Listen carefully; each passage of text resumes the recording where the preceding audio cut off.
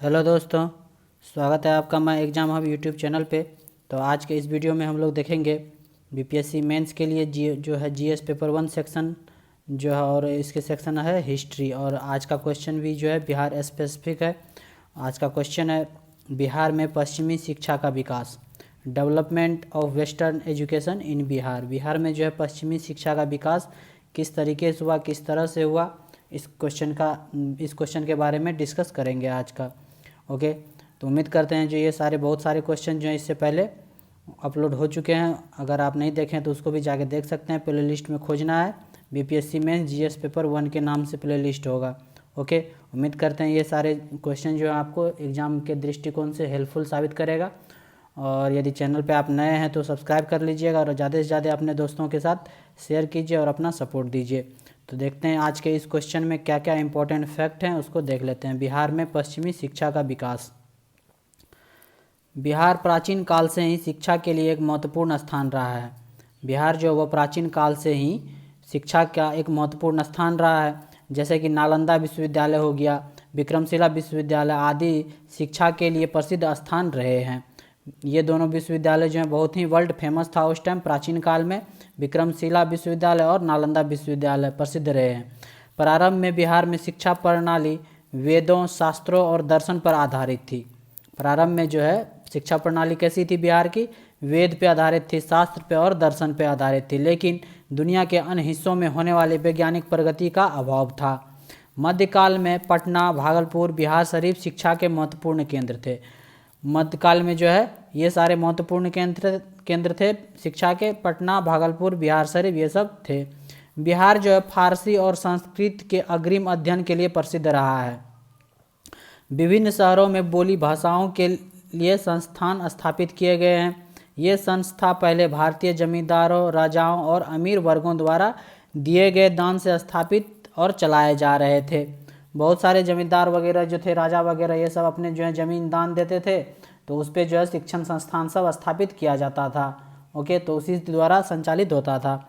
लेकिन भूमि समेकन के बाद राजाओं और जमींदारों की आय बुरी तरह प्रभावित हुई। परिणाम स्वरूप इसने बिहार में शिक्षा के स्तर को भी प्रभावित किया। ओके, इससे जो है शिक्षा का स्तर जो है बहुत ही बुरी तरीके से प्रभावित हुआ बिहार में। नेक्स्ट देखते हैं। आधुनिक भारत में ईस्ट इंडिया कंपनी ने शिक्षा के प्रचार में कोई रुचि नहीं ली। प्राचीन और मध्य में देख लिया। अब आधुनिक भारत में क्या हुआ कि जो है ईस्ट इंडिया कंपनी, जो भी अंग्रेज का जो कंपनी था, वो आया था भारत में व्यापार करने के लिए।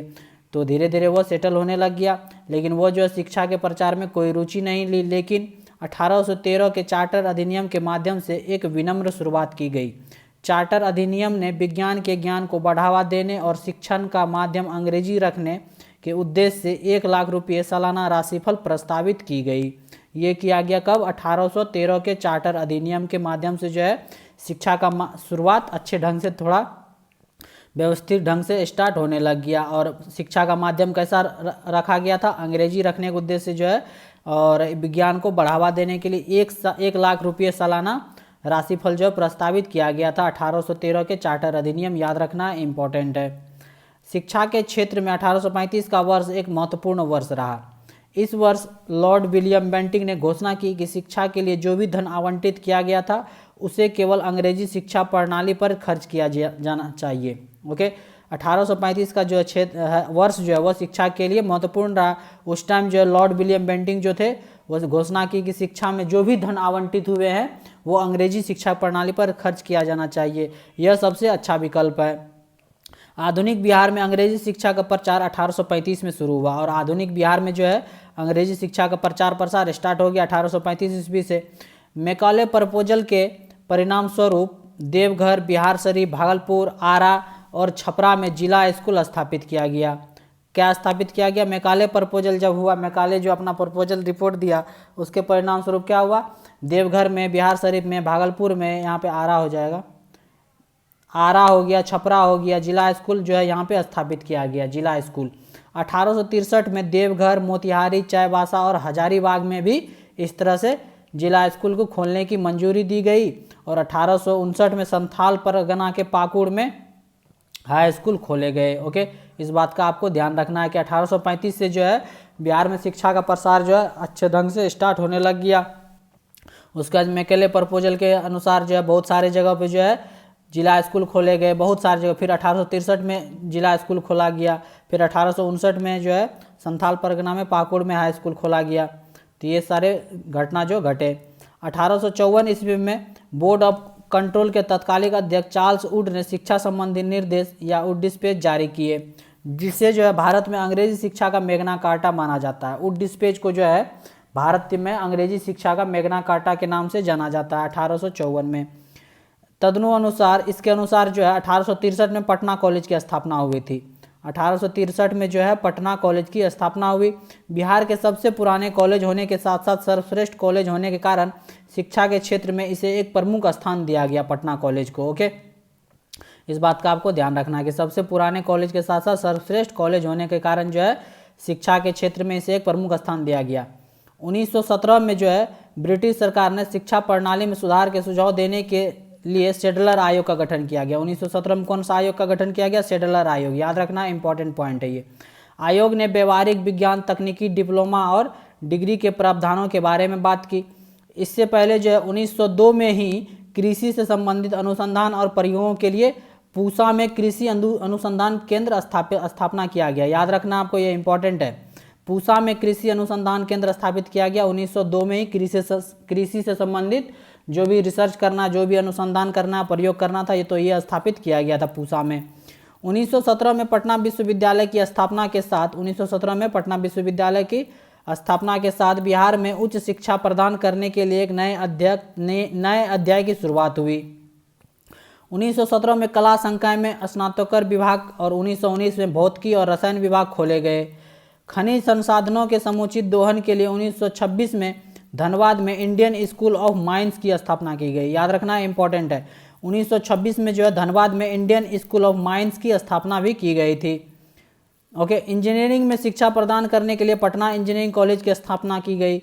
बहुत सारे एकदम शिक्षा का विकास इस टाइम धीरे धीरे होने लग गया। बहुत सारे हर क्षेत्रों में जो है साइंस के क्षेत्र में पूरा डेवलपमेंट होने लग गया। इंजीनियरिंग का भी जो है पटना इंजीनियरिंग कॉलेज का स्थापना किया गया। 1925 में पटना मेडिकल कॉलेज की स्थापना की गई और मेडिकल के क्षेत्र में भी कॉलेज खुल गया। 1925 में पटना मेडिकल कॉलेज की स्थापना हुई।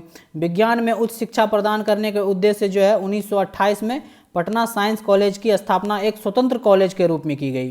कब की गई? 1928 में जो है साइंस का जो है विज्ञान में जो है उच्च शिक्षा प्रदान करने के लिए पटना साइंस कॉलेज का स्थापना किया गया, जो एक स्वतंत्र कॉलेज के रूप में किया गया। इस बात का आपको ध्यान रखना इंपॉर्टेंट है। नेक्स्ट देख लेते हैं और क्या हुआ था।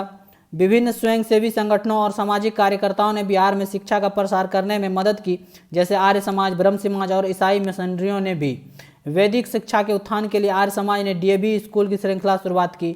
कौन स्टार्ट किया? आर्य समाज। जो डीएवी स्कूल अभी जो है उसी के द्वारा स्टार्ट किया गया था।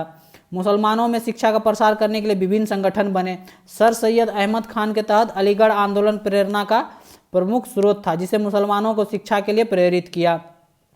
और जो है मोहम्मडन एजुकेशन सोसाइटी का गठन पटना में किया गया, जिसने जो है 1866 में पटना शहर में जो है मोहम्मडन एंग्लो अरबी स्कूल शुरू किया गया। इंपॉर्टेंट है, याद रखना है ये आपको। मुसलमानों के शिक्षा के प्रेरित किया कौन? तो सर सैयद अहमद खान के द्वारा प्रेरित किया गया। ये मुख्य स्रोत थे प्रेरणा के। और जो उसके बाद जो मोहम्मडन एजुकेशन सोसाइटी का गठन हुआ, जिसके कारण जो है 1866 में पटना शहर में मोहम्मडन एंग्लो अरबी स्कूल जो है शुरू किया गया। इस बात का आपको ध्यान रखना है। नेक्स्ट है विभिन्न स्वयंसेवी संगठनों और सामाजिक कार्यकर्ताओं ने बिहार में शिक्षा का प्रसार करने में मदद की, जैसे आर्य समाज, ब्रह्म समाज, ईसाई से जो है डीएवी श्रृंखला शुरू किया गया। ये लाइन जो है रिपीट हो गया है, कोई बात नहीं है। आधुनिक बिहार के इतिहास में सबसे महत्वपूर्ण घटना थी महिलाओं की शिक्षा का सुनिश्चित करना। कौन सा? आधुनिक बिहार में जो है इतिहास में सबसे महत्वपूर्ण घटना थी महिलाओं के लिए जो है शिक्षा का सुनिश्चित करना। इसी दिशा में जो है 1847 ईस्वी में पटना में सेंट जोसेफ स्कूल खोला गया। 1847 में सेंट जोसेफ स्कूल खोला गया और 1867 में 2 और अन्य लड़कियों के लिए स्कूल की स्थापना की गई थी। महिलाओं की शिक्षा पर भी जो है आधुनिक बिहार में जो है इतिहास में ध्यान दिया गया कि महिला के लिए जो है शिक्षा की व्यवस्था किया जाए और कैसे बेहतर किया जाए। तो इसके लिए जो है पटना में सेंट जोसेफ स्कूल खुला और भी 2 अन्य स्कूल खुले महिलाओं के लिए, लड़कियों के लिए। 1940 में पटना विमेंस कॉलेज महिलाओं के लिए विशेष रूप से स्थापित किया गया पहला कॉलेज था। 1940 ईस्वी में जो है पटना विमेंस कॉलेज महिलाओं के लिए विशेष रूप से महिला के लिए स्थापित किया गया था ये। और ये पहला कॉलेज था, इस बात का आपको ध्यान रखना है। अंग्रेजों ने जनमानस की शिक्षा को नज़रअंदाज किया, जो इस तथ्य से स्पष्ट है कि भारत में स्वतंत्रता के समय साक्षरता दर केवल 16% थी।